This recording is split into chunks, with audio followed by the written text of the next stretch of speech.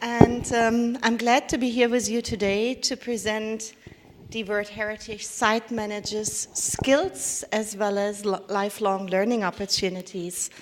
And let us start right away into something that Rika already mentioned to you this morning, the UNESCO resource manuals, which would probably be the first place you look in order to find out what exactly a site manager should have in terms of skills and what they're required to do as part of their daily experience. And surprisingly little is to be learned here. The only thing you can extract is that they're kind of related to the management. They should be aware of the recommendations of the World Heritage Committee. They should influence the actions taken in response. They should be part of some group that builds a business plan. They should develop educational programs. They should engage, inspire, plan sustainable tourism development as well, and manage the site effectively in responding to the World Heritage reporting requirements. So basically, they should be someone who can do everything that relates to a management system or the recommendation and development of a management plan. And if you look into what an effective management system is to be composed of, the operational guidelines will tell you even more. Shared understanding by all stakeholders is to be attained, participatory planning with stakeholders, site managers guiding the consultation processes, monitoring, evaluation, assessment of all vulnerabilities, development of mechanisms for these involvements and cooperation, etc., not to speak of the allocation and resources, and so on. So in other words, a site manager is a little bit like the Swiss Army knife person, able to do anything and everything that a site would require around it. Now that's basically the skill, but how do you get trained for this? Now, a bit more serious. There are a couple of fields of activity that usually site managers engage in, and I've opted to divide them into 4 sections that I would like to introduce to you. They're usually concerned and involved with the understanding and implementing of the World Heritage Committee decisions that relate to the site. They're either leading or strongly participating in the strategic management planning processes, often now integrated approaches that drive policy and decision making. They're also concerned in involving and analyzing stakeholders to determine their role in these various processes. They're involved in advocacy, awareness raising, outreach, and finally in site monitoring and impact assessment. But you can already imagine this is quite a set of different skills and abilities that are needed for these 5 sectors. So what exactly is needed for understanding and implementing World Heritage Committee decisions? Well, first, a good understanding of these by the site manager, which requires to be a bit familiar with the, as I usually call it, UNESCOan terminology. That is the very specific type of diplomatic language used in these decisions. But also they need to be able to convey this kind of language to a local audience that might even be less familiar with this type of language than the site managers are themselves. And so they have to literally act as interpreters and communicators for making known locally what these decisions actually mean and entail for the site in question. On the same time, they act as the local knowledge resource, the partner locally for the international level, and can be very relevant and useful in inspiring these committee decisions when they're being generated, usually based on reports that are previously elaborated by advisory bodies and the World Heritage Center, and informed by whatever the site manager has given into the process in the reporting that is being obtained. And so the second role here, again, the role of a communicator, is to be the local counterpart for UNESCO, the World Heritage Center, the advisory bodies, the regional offices, in retaining and gaining information from the site in question. All a communicator's role in the first place. Now, in strategic management planning, we know, and I think Jane will tell us more about this later on, because I'm quoting from the publication that she has been co-authoring, There's a multiplicity of objectives and partners, approaches in these complex strategic management processes, with strategic management plans often reaching from a very strategic level, vision planning, objective definition, development of strategies, methodologies, principles on how these are being planned, up to the implementation on an action plan level year by year, and the evaluation, assessment scheme and quality assessment later on. So a site manager somehow has to also be able to guide through an entire strategic planning process. So best is not a communicator here, but a strategic planner by background, although planning is all about communication again. And if you look at the strategic planning cycle, here taken from what IUCN inspired us with in terms of diagram, then you can already see it starts with design and planning, where you need our site manager to be mostly an analyst, risk assessment, vulnerability assessment, a planner, being forwarding, inspiring others, contributing to developing a vision. Then when we come to the adequacy and appropriateness section, a manager, a facilitator of this process, and lastly, the critical reviewer, but also guarantor of success, who has to be assuring and criticizing at the same time, also a tricky role. And then there are all the other partners, stakeholders, people, society, whatever we want to call them. The ones we all love, but don't love the site managers, perhaps, as we learned from Edinburgh this morning. So they have to be involved for their own benefit, but also for the benefit of the site managers, so giving them a say, generating a sense of ownership, providing opportunities of learning in the process. All this is the tool that a site manager is supposed to be able to handle on a day-to-day level. I'm holding that very short because I know that Jane will focus on the people and involvement process right after, and we don't want you to listen to the same things twice. But advocacy, awareness raising, involvement, outreach, both on the highest decision-making level up to the local citizen next door, is a very essential aspect. The site manager is the one go-to person, the one who receives all the complaints we've learned in Edinburgh at the site, but it also is the person who communicates with the various level on informing how these complaints are being placed in context of current processes. And so yes, it should be the most informed person, and it should be the person that links them all together, encourages partners, and also generates funding opportunities, ideally, because that's yet another thing. So in order to achieve this, our site manager would be a networker, would be a lobbyist to a certain extent, because you need support at a high decision-making level, and that needs to be informed whenever possible. But a site manager is, of course, also a fundraiser to be able to manage the site and generate the plans at all. And to a certain extent, no, all officials, please close your ears briefly. The site manager also acts as a whistleblower, indicating the problems that exist to an international level in order to gain support here, specifically from the World Heritage Center, to address the problems locally. And that's part of site monitoring and impact assessment, where again, a site manager is not only a designer, the designer of the monitoring concept and system as such, but also the supervisor of the process, because data is being required from various aspects, bringing together everything measurable, quantifiable, and others to analyze how the site is developing over time. Of course, entirely neutral, although he is kind of in charge of the processes that he is supposed to analyze. And as such, the site manager here is a focal point, a collector, and a synthesizer of all the data and information that is available in the process on site condition management processes and data from the various sources that inspires monitoring, be it in the periodic monitoring context or in reactive monitoring processes, or just quality assessment of whether the management plan in place is properly implemented. And as such, then this information needs to be conveyed again to the international level, which inspired it by a decision in the first place and then requires a report back.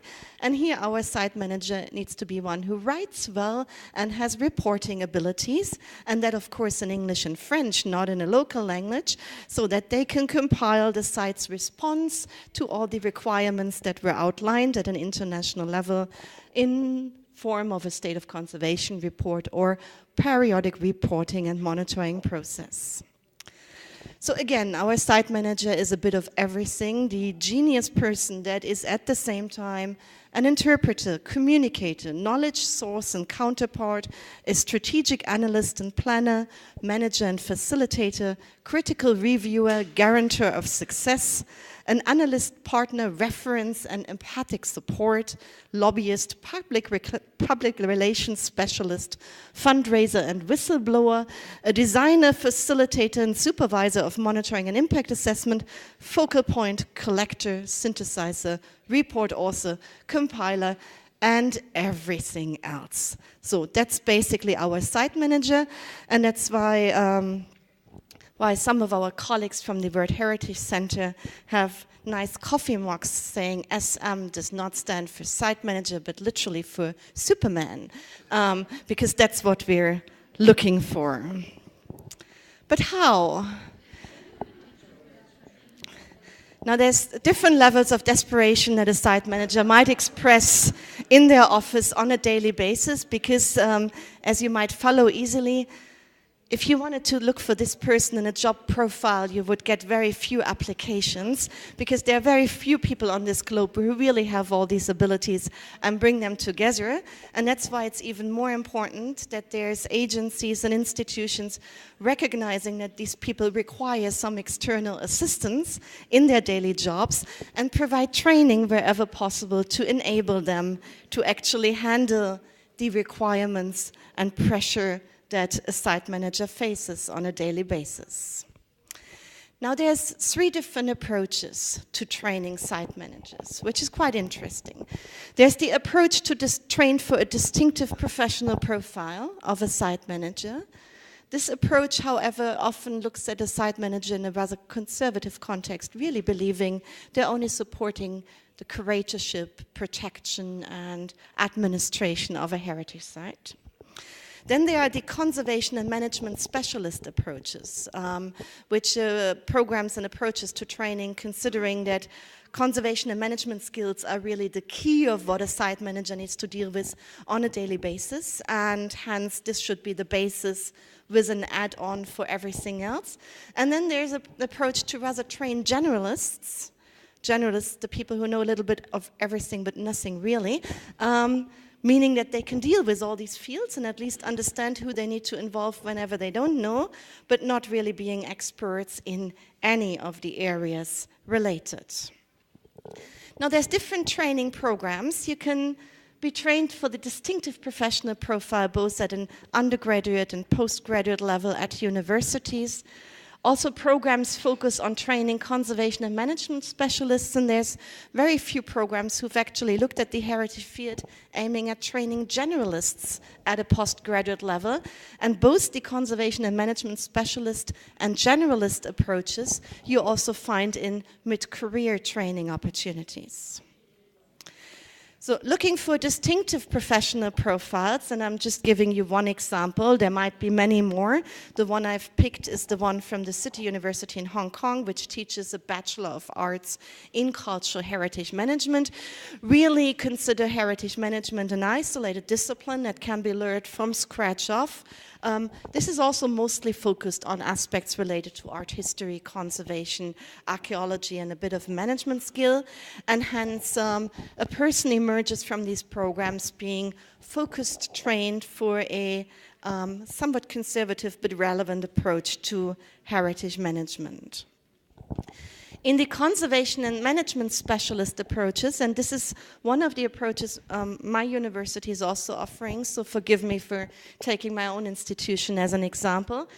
We call this program Heritage Conservation and Site Management. It's offered at a master level, and the idea is that students who come from a rather material-related discipline, architects, urban planning, archaeologists, people who've come into contact with the substance that a site might show them in the future, are trained specifically in areas that relate to the conservation and management of such a substance. So if an urban planner comes into the program, he wouldn't be trained in urban planning anymore, but in management and conservation approaches to possible urban sites. And as such, this program is focused on management and conservation approaches, both in theory, with a little add-on here and there, such as funding, fundraising issues, heritage impact assessments, and other aspects.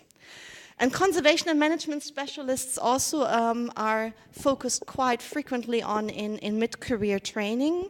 And here I'd like to highlight ICRAM specifically, and I'm sure Jane will pick up on this later on, knowing that she is teacher in more than one of the ICRAM mid-career training approaches.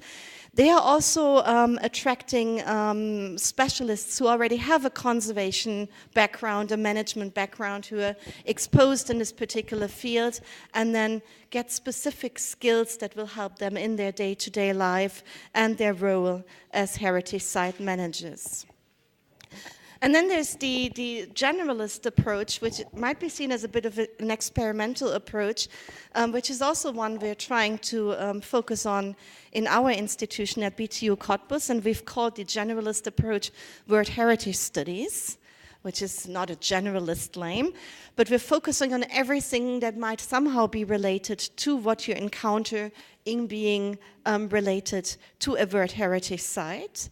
Now, I'm aware you can't read the upper table. It's not necessary for it to be read because it says elective courses throughout and nothing in terms of content, because the idea of this course is really that each and every student coming in selects whatever they think they need out of a large canon of possible courses that could assist and help in the management of a World Heritage Site.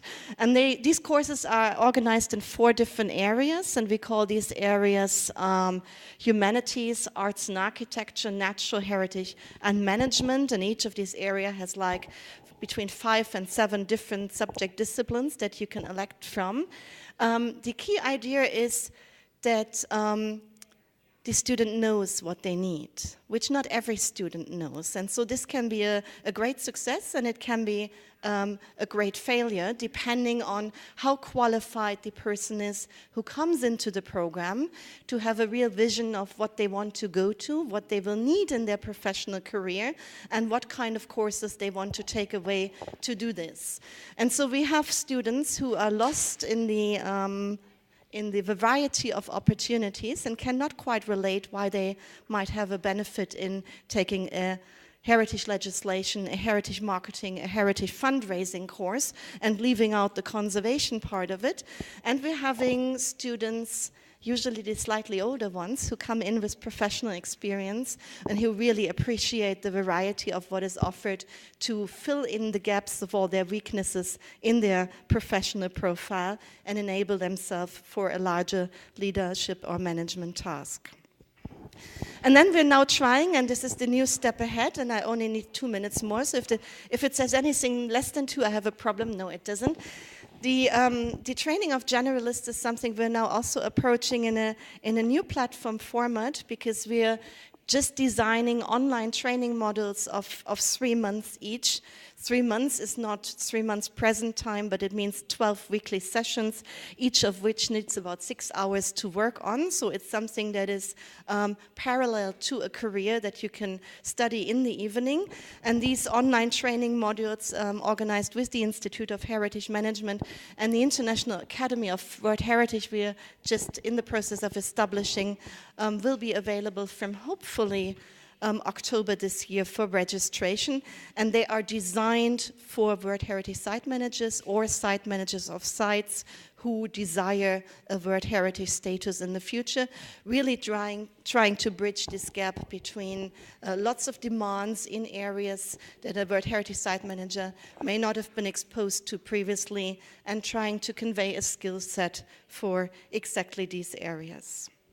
And as such, I'd like to leave you, apart from these training programs, with a couple of recommendations where you can get your lifelong learning on the job, so to say, because World Heritage Management is always an interdisciplinary team exercise. It's never ever something that can be done alone, and so you will know that you have lots of colleagues and partners with expertise in areas that you do need, but maybe do not have. Just talking to them intensively, asking a lot of questions, what inspires their decisions and how they are informed and what they're doing on a daily basis will give you a far better understanding on the width and breadth of your management responsibility. And one thing I really recommend to each and every site manager is to attend the World Heritage Site Managers Forums, which are organized in the context of the World Heritage Committee sessions. It's the global platform that brings World Heritage Site Managers together to exchange. You will find many, many like-minded people who are facing exactly the same problems you do and who are working on trying to find exactly similar solutions.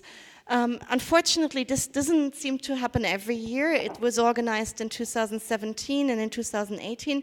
I'm not sure if it will happen this year. Maybe Jane knows more or Rika can inform us. I haven't seen an announcement yet, and the organizers in Azerbaijan did not respond to my inquiry, unfortunately.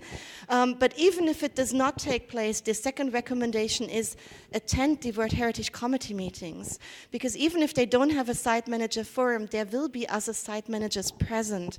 And it's so important to understand how these decisions are made, to understand how the international level links to your local responsibilities, that you should in any case try to convince your employers to make the time and travel funds available to allow you to participate and to learn more about the multiple perspectives of your daily function. And this is just a quick analysis of the mentions of World Heritage Site Managers' responsibilities. Analyst featured the most, analyst, communicator, facilitator.